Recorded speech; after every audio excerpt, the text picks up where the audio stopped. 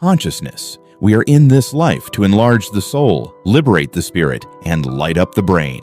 Tom Robbins. The brain is a pretty amazing part of our bodies. Not only does it make us who we are, it also does thousands of things through different processes: thinking, planning, resting, deciding, and so many more.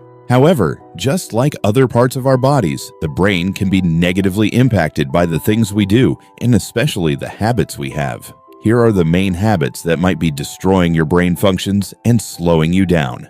Not moving enough. The first bad habit is being still. We often spend most of our days sitting down or lying down. We don't move enough. However, our brains really thrive with exercise. Even moderate exercise can make a difference in terms of brain function. But what if your job or daily life doesn't allow for a lot of exercise? Try to take 5-minute breaks for each hour you spend sitting down and move around. You can stretch, walk, or do some light exercise if the situation allows. Just don't spend hours upon hours sitting down without moving.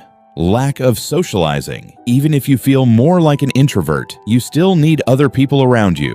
When we are lonely and don't interact with people enough, we also start hurting our brain, as it requires other people and positive interactions to develop. Again, it is possible that your work doesn't permit too much interaction, but it's important to have several situations when you can socialize. Become proactive about meeting a friend or a group of friends. Go out to social spaces. Board game nights, workshops, classes, and hundreds of other fun activities offer great spaces to meet new people and have a nice time.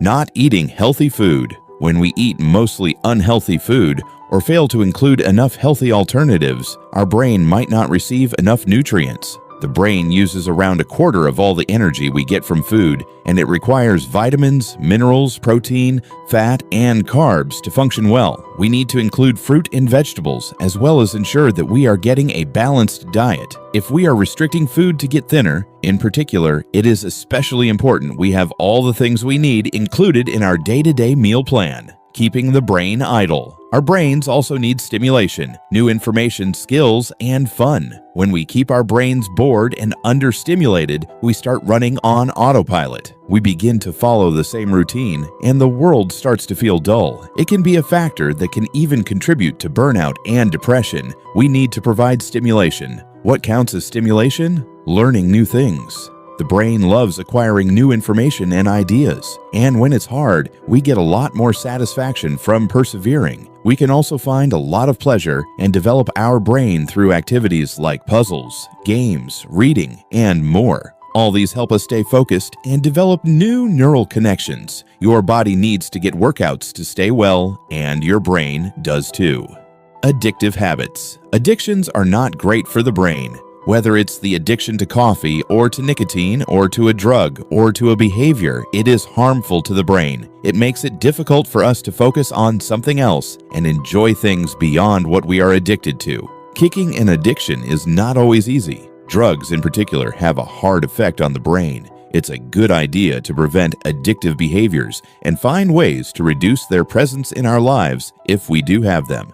They can be more damaging than we know. Too much social media. Social media is a part of our lives, but too much of it can hurt us on different levels. It can make us feel inadequate as we begin comparing ourselves to the people we see online. It can take time away from other hobbies, from socializing, and other activities we want to do. It can also become addictive. Often we don't even pay attention to how much time we spend on social media. Hint: it's a lot more than we think. The solution is not always to eliminate social media, as it has its uses. Rather, it's about limiting our screen time and making sure that we also do other things during our leisure. We should also curate what we consume and who we follow to ensure we are getting content that makes us feel good, not bad or angry or upset.